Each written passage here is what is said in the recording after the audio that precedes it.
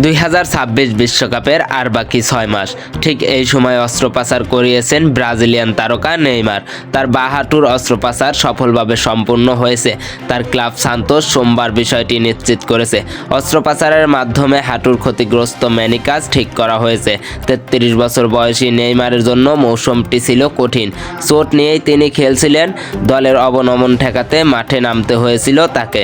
ব্রাজিলের শীর্ষ লিগে সান্তোসকে টিকিয়ে রাখতে তার ভূমিকা ছিল গুরুত্বপূর্ণ। ব্রাজিল জাতীয় দলের চিকিৎসক রদ্রিগো লাসমার এই আর্থ্রোস্কোপিক অস্ত্রোপচারটি করেন।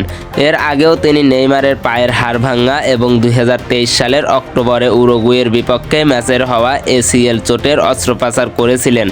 চিকিৎসকদের মতে নেইমারের সেরে উঠতে প্রায় 1 মাস সময় লাগবে।